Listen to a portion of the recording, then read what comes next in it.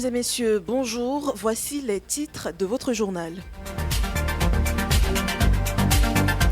À la une de cette édition, un coup de fil de félicitations venu de Washington. Le chef de la diplomatie américaine, Marco Rubio, salue le rôle du Cameroun dans la lutte antiterroriste. Les États-Unis promettent de renforcer leur alliance avec le pays de Paul Biya. Décryptage dans ce journal. On reparle des régionales 2025. Focus cet après-midi sur les chefferies sans titulaire. Le commandement traditionnel traverse une zone de turbulence. Arrêté en attente, désignation disputée. Les dysfonctionnements s'accumulent. Comment organiser des régionales crédibles? Dans ces conditions, on fait le point sur un chantier sensible à l'approche des élections. Et puis journée mondiale oblige, on s'arrête ce mardi sur les violences sexuelles faites aux enfants. Silences familiaux, prise en charge, soutien psychologique. Comment mieux accompagner les victimes? On revient également sur les dispositions juridiques en vigueur au Cameroun. Mesdames et messieurs, voilà pour le sommaire. Capital FM 102.7. La radio de la capitale. Une fois de plus, bonjour et merci de choisir Capital FM 102.7, la radio de la capitale pour vous informer.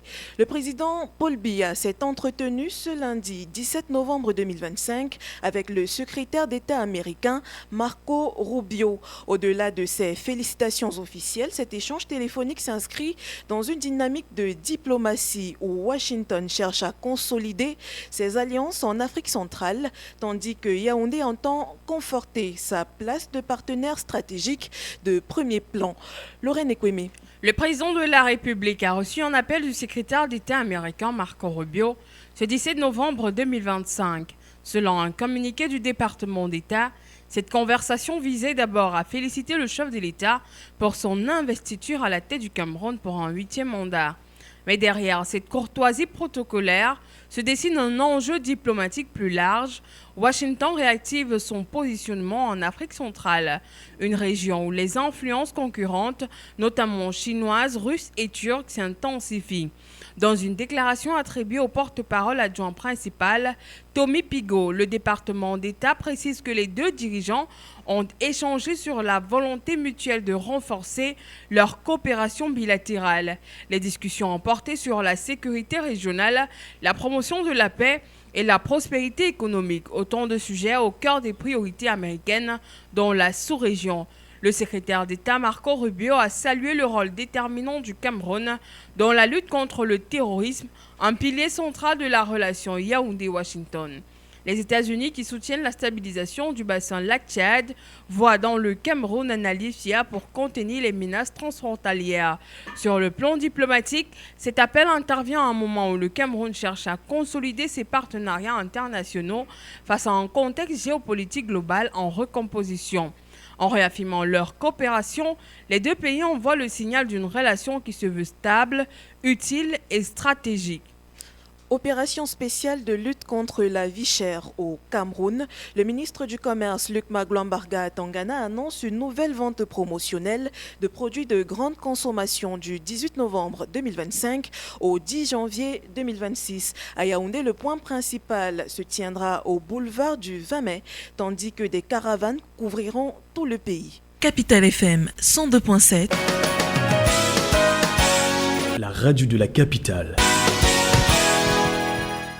Ouvrons à présent notre dossier de la rédaction. À quelques jours de l'élection des conseillers régionaux et alors que la campagne relative bat son plein, un malaise profond secoue la diplomatie locale, celui des chefferies traditionnelles vacantes. Dans plusieurs communes, l'absence de chef officiellement reconnu depuis parfois 5 ans crée un vide d'autorité qui perturbe les communautés et rebat les cartes du corps électoral. L'analyse éditoriale de Jean-Séraphin Kou. Dans le silence des palais abandonnés et des cases de commandement fermées, c'est toute une partie de la démocratie locale camerounaise qui visiblement s'étouffe.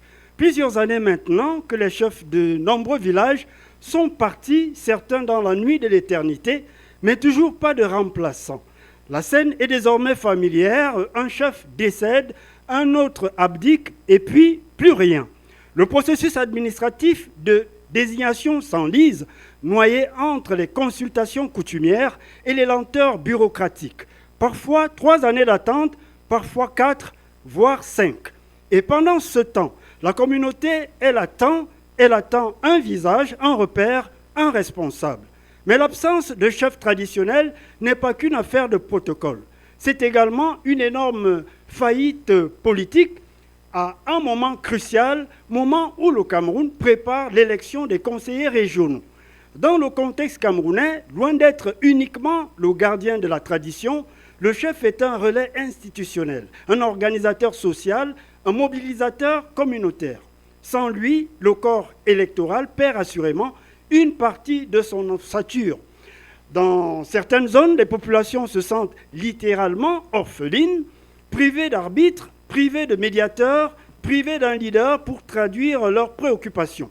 Et par ces temps où les listes de candidats multiplient les tournées et les alliances, les villages sans chef enregistrent un autre déficit, plus discret certes, mais plus lourd, la perte de voix.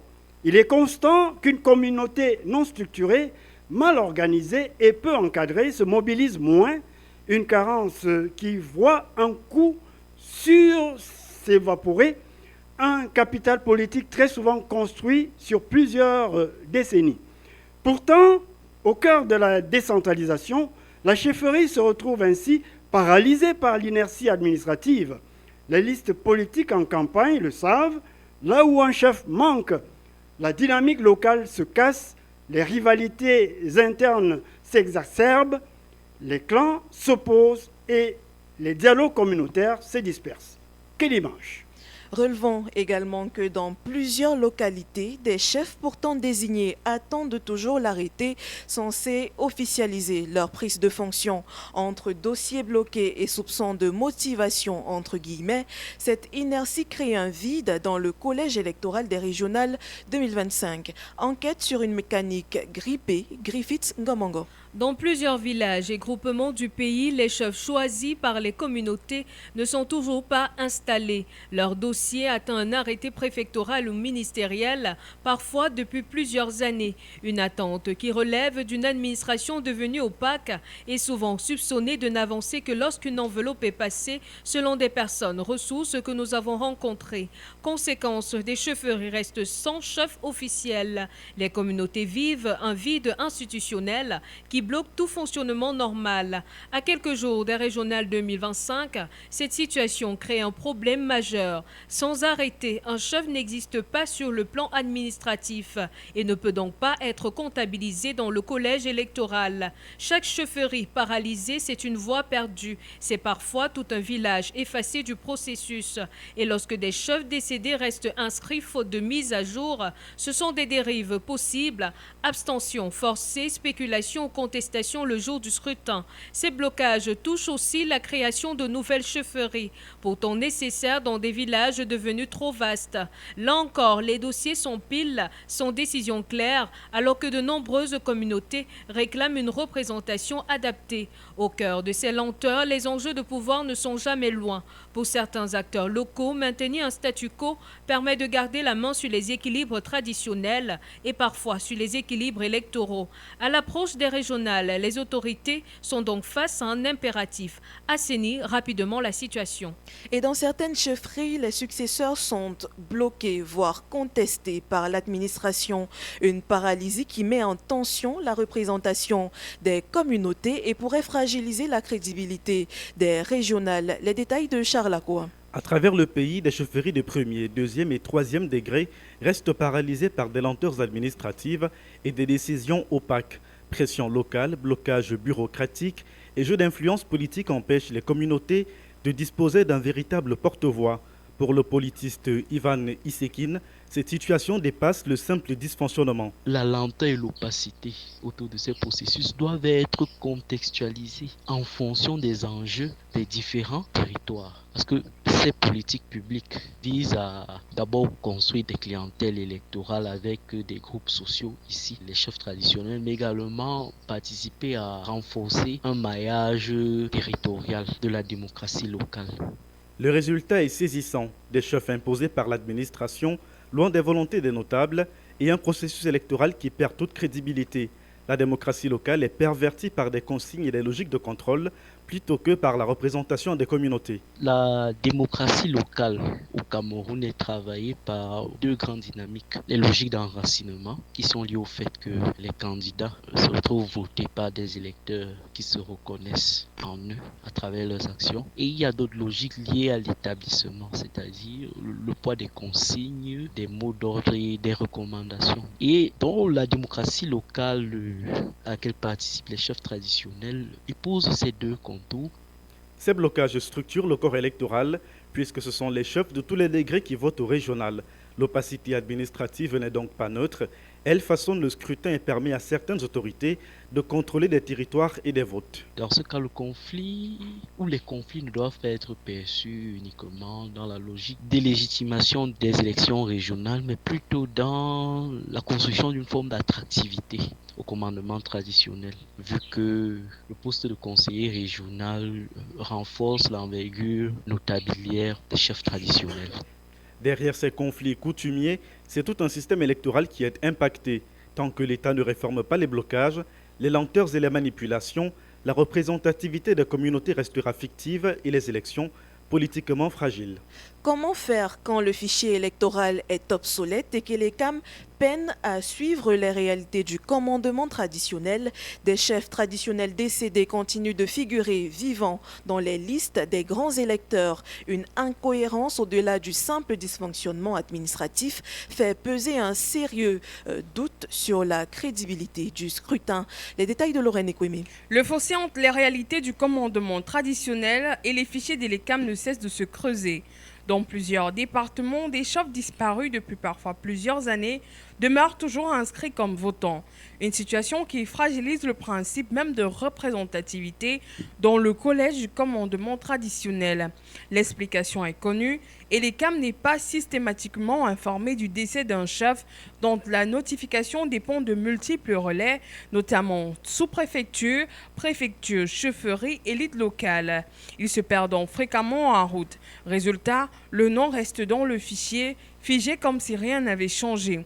Une faille qui engendre assurément une abstention artificielle, puisque des électeurs n'existent plus, leur absence le jour du vote gonfle mécaniquement les taux d'abstention. Une démocratie locale sous pression alors, dans les régionales, la représentativité repose sur un principe fondamental. Chaque chef inscrit reflète une communauté vivante. Le maintien de chefs décédés dans le fichier fait donc perdre au collège du commandement traditionnel sa légitimité numérique et symbolique. Comment garantir un scrutin transparent lorsque le corps électoral ne correspond plus au terrain? Comment assurer l'égalité entre départements si certains comptent des électeurs fantômes? Et jusqu'à quand l'ECAM pourra-t-il ignorer les mutations réelles du commandement traditionnel? Des questions qui restent jusqu'à ce jour sans réponse. Ce silence administratif coûte cher. Dans plusieurs départements du centre, par exemple, des chefferies principales et secondaires restent bloquées depuis des années, laissant des peuples affaiblis dans le jeu administratif, comme pour les prochains enjeux électoraux. Daniel Yondo. C'est un vide qui interroge et qui exaspère. Dans la région du centre, de nombreux chefferies traditionnelles attendent toujours d'être créées ou restaurées. Des dossiers parfois anciens, parfois complets, mais qui restent sans suite. Pendant ce temps, des communautés entières évoluent sans chef légitime, sans autorité reconnue pour porter leur voix. Dans la Mefoué à Famba, la situation est devenue symbolique de ces lenteurs administratives. Le peuple béné attend son chef supérieur de premier degré depuis la disparition d'Amourou Anaba à Kola Famba. Depuis ce décès, aucun arbitrage, aucune décision, malgré les démarches répétées auprès de l'administration. Même blocage pour le peuple béné, orphelin de sa chefferie supérieure depuis la mort de Zemendouga à Hawaï. Là encore, le fauteuil reste vide sans explication officielle. Dans la Mefoué à Konor, l'attente est tout aussi lourde. Les Etenga, pourtant majoritaires dans ce département, n'ont plus de chef supérieur depuis la disparition de Charles Atongananchama. Une attente qui fragilise la cohésion de la communauté et son poids décisionnel dans les affaires locales. Et ce n'est pas tout, plusieurs villages et groupements réclament un éclatement administratif pour devenir de nouvelles chefferies à part entière. Mais là encore, rien n'avance. Les projets sont étudiés, réétudiés, puis rangés dans les tiroirs sans décision finale. Résultat, des territoires entiers se retrouvent sous-administrés avec des populations privées de représentation traditionnelle dans un contexte où cette voix compte encore, notamment dans les régionales, sans chef. Ces communautés peinent à défendre leurs intérêts, à exister dans des consultations et finissent marginalisées dans le processus électoral. Une question pour vous, chers auditeurs. Selon vous, quel impact la paralysie des chefferies traditionnelles a-t-elle sur la crédibilité du scrutin? Vos réactions dans ce micro-trottoir réalisé par Daniel Yondo. La chefferie traditionnelle que je préside à Hawaï n'est pas paralysée. Elle marche même à plein poumon. Seulement dans le plan global, c'est un problème d'équilibre, d'équité. Et il y a deux catégories de chefs dans la foi formelle, les deuxième et troisième degrés. Quand il s'agit des régionales, il faut que la poire soit coupée en deux. Ça veut dire un chef de deuxième degré, un chef de troisième degré, et l'équilibre est accompli. Le politique est en train de prendre le dessus sur la chefferie traditionnelle. Alors il faudrait que les hommes politiques laissent la chefferie traditionnelle les mains libres pour que cette chefferie traditionnelle puisse faire son travail tel que défini dans le décret qui réorganise la chefferie au Cameroun. Alors, à partir du moment où les désignations sont truffées de malégance, de favoritisme, ça fait que certains chefs aujourd'hui ne sont même pas issus des lignées. Et pour être donc chef, il faut avoir été initié, appartenir à une lignée, parce que c'est de cette expérience, quand votre prédécesseur meurt, vous restez avec l'expérience que vous avez acquise pendant votre initiation, qui va vous permettre de bien diriger vos populations, qui va vous permettre, dans le cadre des élections régionales, de mieux se prononcer. Dans toutes les listes de conseillers régionaux, je n'ai pas encore vu où une femme porte une liste dans le commandement traditionnel. Et pourtant, il y a des femmes chefs traditionnels de premier degré, de deuxième degré et de troisième degré. Qu'est-ce qui fait problème? Parce qu'à un moment donné, il faut même qu'il y ait un congrès, je ne sais pas moi, national de l'autorité traditionnelle, en présence de l'autorité suprême traditionnelle qui est le chef de l'État, qui pour le Sud, nous l'appelons le Nomgui. Parce qu'il ne faut pas dire une chose et que certains applique autre chose. Dans le Sud, moi je parle du Sud parce que je suis de la région du Sud. Dans le Sud, il y a eu une femme qui a eu la volonté de porter une liste. Mais que s'est-il passé? Que faisons-nous de la vision du chef de l'État? Capital FM 102.7. La radio de la capitale. À 12h passées de 18 minutes, nous parlons de santé dans cette édition. Descente inopinée du ministre de la Santé publique à Marois dans le septentrion. Manaouda Malachi a contrôlé les écoles de formation et les structures sanitaires. Il a dénoncé des pratiques illégales au CMA de Doularé, mais salue les performances du CMA de Funangué, notamment sur le chèque santé et l'accès à l'eau. Lutte contre les violences faites aux femmes. Le ministère de la Promotion de la Femme et de la Famille lance la participation aux 16 jours d'activisme contre les violences faites aux femmes du 25 novembre au 10 décembre prochain. Le thème national met l'accent cette année sur la lutte contre les violences numériques envers les femmes et les filles. Et nous nous intéressons à présent aux violences sexuelles sur mineurs telles que le viol, les atteintes à la pudeur ou l'exploitation en ligne. Elles se banalisent au Cameroun, notamment à travers le numérique. Si le droit prévoit des sanctions, ces dernières restent insuffisamment appliquées. Quel est donc l'état actuel et comment s'en servir pour rassurer une meilleure protection des enfants? Esquisse de réponse avec vous, Jean-Séraphin Gou. Au Cameroun, la loi punit sévèrement les violences sexuelles sur mineurs. Le Code pénal de 2016 prévoit par exemple à l'article 296 que le viol, y compris lorsqu'il s'agit d'une personne même pubère, est possible de 5 à 10 ans de prison.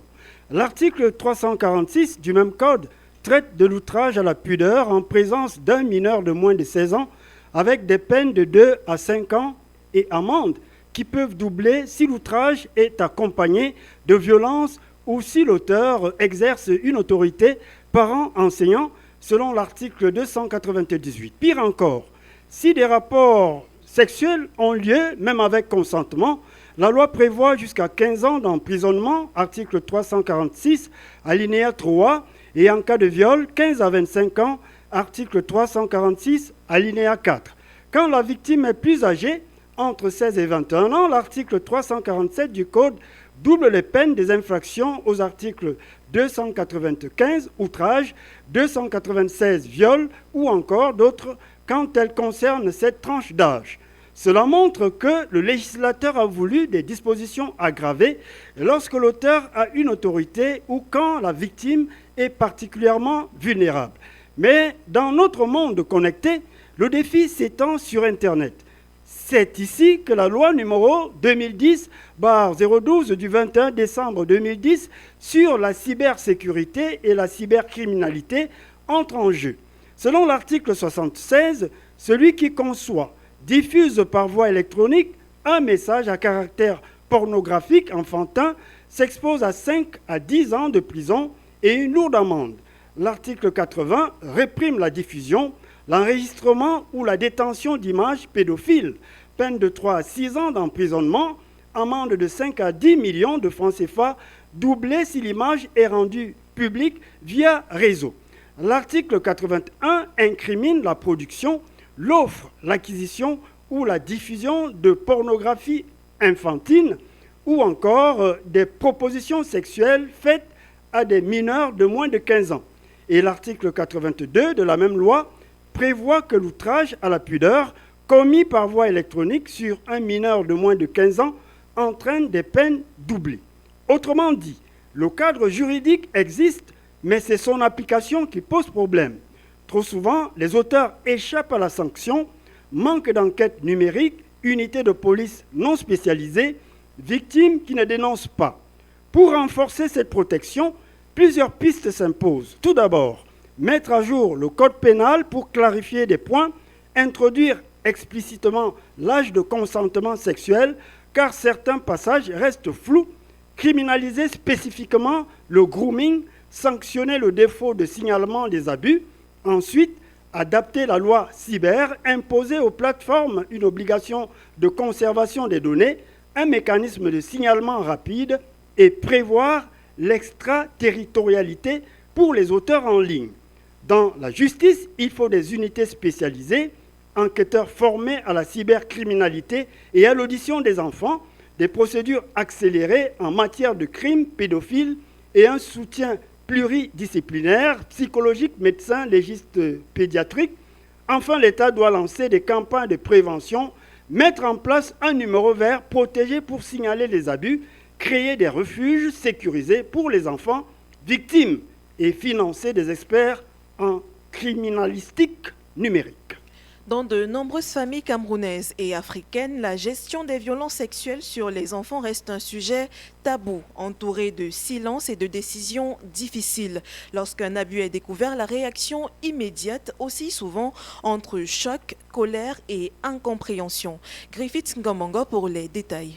Le réflexe premier est de garder le secret, une pratique qui s'explique par la peur du désordre familial. On redoute le jugement du voisinage, la honte qui pourrait retomber sur les parents et parfois la rupture de lien avec une famille alliée. Dans certaines localités, révéler un viol peut être perçu comme une humiliation collective, ce qui pousse des parents, malgré la gravité des faits, à étouffer l'affaire. Cette volonté de discrétion s'accompagne parfois de négociations internes, surtout lorsque l'auteur présumé est un membre de la famille, un oncle, un cousin, un beau-frère, parfois même le père. Les discussions se font alors à huis clos dans le but d'éviter la justice ou d'obtenir une réparation symbolique.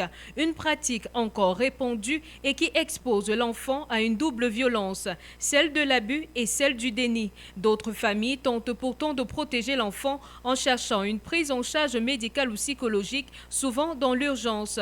Mais elles se retrouvent confrontés à un système où les services spécialisés sont rares, coûteux ou éloignés. Même lorsque les parents veulent porter plainte, ils doivent affronter la lenteur administrative, les coûts de procédure et parfois la stigmatisation au sein même de leur communauté. Dans plusieurs cas, la méfiance envers les institutions pousse certains foyers à se tourner vers des solutions traditionnelles, médiation familiale, recours aux aînés ou consultations spirituelles. Mais ces approches, si elles peuvent apaiser les adultes, ne prennent que rarement en compte le traumatisme de l'enfant. Face à ces violences, les enfants restent souvent les grands oubliés. Beaucoup continuent de vivre sous le même toit que leur agresseur ou sont déplacés d'un domicile à l'autre, sans accompagnement psychologique. Certains sont accusés d'avoir provoqué ou d'avoir menti, renforçant une culture du doute qui décourage la dénonciation. Pourtant, derrière chaque histoire, c'est une famille qui se fracture, des mères tiraillées entre leur instinct de protection et la pression du clan,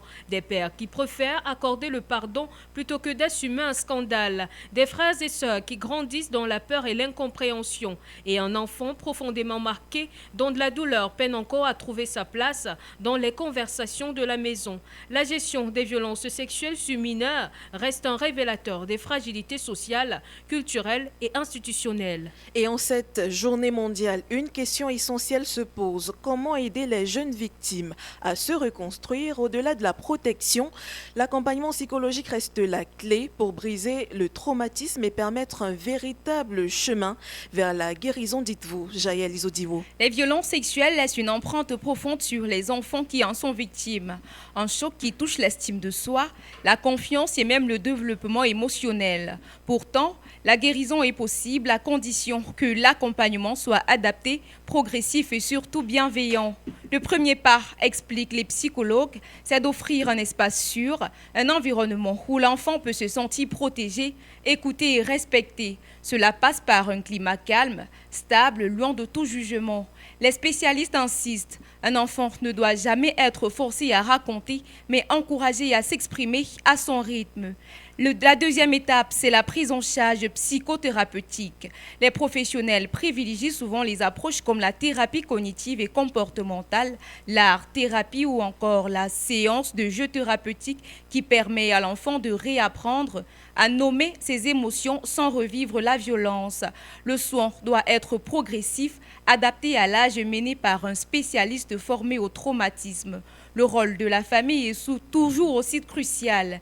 Les psychologues rappellent que l'entourage doit adopter une posture d'écoute sans minimiser, sans culpabiliser et sans poser de questions intrusives. Soutenir un enfant, c'est aussi accepter que son rythme de guérison soit différent. Parfois, un accompagnement parental est nécessaire pour aider les adultes à mieux comprendre les réactions de l'enfant.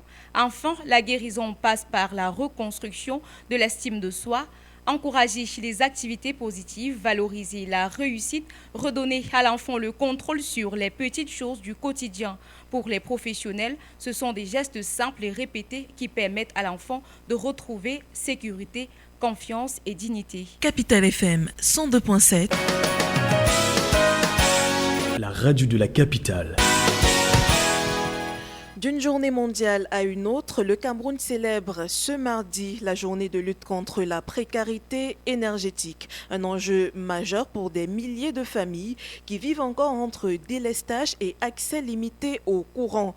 Dans plusieurs quartiers de Yaoundé par exemple, comme dans les zones rurales, l'électricité reste un luxe très fragile à l'Antekam. Au Cameroun, l'électricité reste un luxe fragile. À Yaoundé, des quartiers comme Van, Ekounou, Bankolo, Olezoa et Basto subissent régulièrement des coupures imprévisibles ou prolongées. En Kouaban, les habitants passent près de 5 jours sans énergie électrique, voire une semaine à Niom, paralysant commerce, frigo et points d'eau. Dans la ville, les interruptions tombent sans prévenir, perturbant la vie quotidienne et les petits métiers. Malgré ces réalités, le pays affiche de grandes avancées. La centrale hydroélectrique de Natigal, injectant depuis quelques mois de cette année 2025 360 MW sur le réseau interconnecté Sud, augmente la capacité nationale de 30%.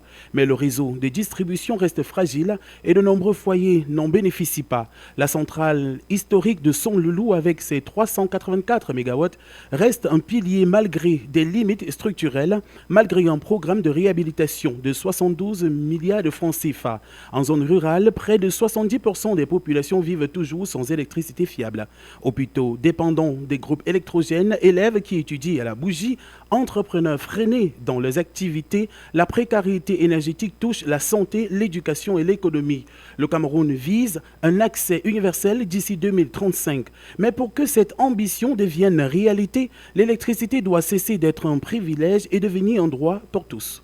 En culture, patrimoine immatériel, 2 candidatures camerounaises en bonne voie. Le pays vise l'inscription du Vet Oyang et du Guruna au patrimoine immatériel de l'UNESCO. Les dossiers seront examinés en décembre à New Delhi avec déjà un avis favorable du comité d'évaluation. En cas de succès, le pays signerait un 4/4 après le Ngwon en 2023 et le Ngondo en 2024, renforçant ainsi la visibilité de ces aires culturelles. Et puis en sport, Jeux de la solidarité islamique 2025, 2 nouvelles médailles pour le Cameroun. Nora Atimoni décroche l'or au lancer de disque, première médaille d'or du pays devant la Nigériane au Biageri Pamela et la Turque Oslem Bersurek. En sprint, Emmanuel Essémé a également obtenu une médaille de bronze aux 100 mètres.